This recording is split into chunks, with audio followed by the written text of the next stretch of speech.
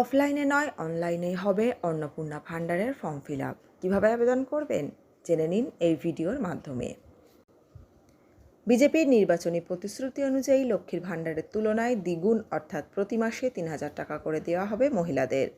তবে এতদিন সাধারণ মানুষের মনে প্রশ্ন ছিল কবে থেকে এই প্রকল্প চালু হবে এবং কিভাবে আবেদন করতে হবে। শপথ গ্রহণ অনুষ্ঠান সেরে সাংবাদিকদের মুখোমুখি হয়ে জানালেন পুর ও নারী শিশু কল্যাণ মন্ত্রী অগ্নিমিত্রা পাল। বহু প্রতীক্ষিত অন্নপূর্ণা ভাণ্ডার প্রকল্প নিয়ে এবার স্পষ্ট বার্তা দিল রাজ্য সরকার। জানা গিয়েছে এই প্রকল্পের আবেদন সম্পূর্ণ অনলাইনেই করা যাবে। মঙ্গলবার সাংবাদিকদের মুখোমুখি হয়ে এমনটাই জানালেন মন্ত্রী অগ্নিমিত্রা পাল। তিনি জানান, খুব সহজ পোর্টাল তৈরি করা হচ্ছে যাতে সাধারণ মহিলারাও নিজেরাই আবেদন করতে পারেন। তিনি বলেন, অনলাইন আবেদন প্রক্রিয়াকে অত্যন্ত সহজ রাখা হবে যাতে বাড়িতে বসেই আবেদন করা যায়। অন্নপূর্ণা ভাণ্ডার প্রকল্পে কিভাবে আবেদন করতে হবে, মন্ত্রী অগ্নিমিত্রা পাল আশ্বাস দেন, অনলাইনেই আবেদন করা যাবে, এমনকি পোর্টালটিকে অত্যন্ত সহজ সরল করা হবে, যেখানে 1 পাস বা 2 পাস প্রত্যেক মহিলা নিজেরাই নিজের আবেদন সেরে নিতে পারবেন।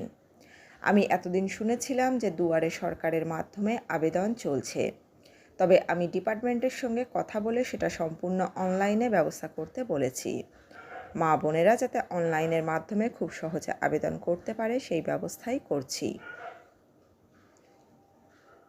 উল্লেখ্য, ভোটের আগে বিজেপির দেওয়া প্রতিশ্রুতি অনুযায়ী মহিলাদের জন্য চালু হচ্ছে অন্নপূর্ণা ভাণ্ডার, যেখানে লক্ষ্মীর ভাণ্ডার প্রকল্পের ডবল অর্থাৎ ৩,০০০ টাকা করে প্রতি মাসে দেওয়া হবে। তবে এতদিন ধান্দা ছিল যে কবে থেকে এই প্রকল্প চালু হবে আর কিভাবে আবেদন করতে হবে।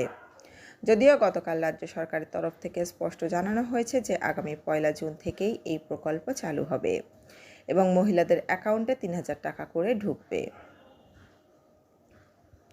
সরকারি সূত্রে জানা গিয়েছে, আগামী 1 জুন থেকেই অন্নপূর্ণা ভাণ্ডার প্রকল্প কার্যকর হতে পারে।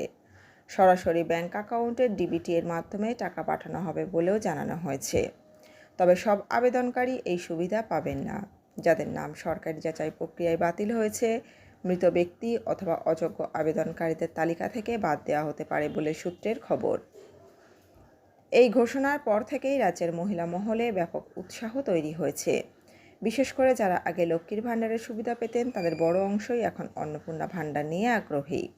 বর্তমানে রাজনৈতিক মহলেও এই প্রকল্প নিয়ে জোর চর্চা শুরু হয়েছে, কারণ 2026 সালের পশ্চিমবঙ্গ রাজনীতিতে এই প্রকল্প বড় ইস্যু হয়ে উঠতে পারে বলেই মনে করছে রাজনৈতিক মহল।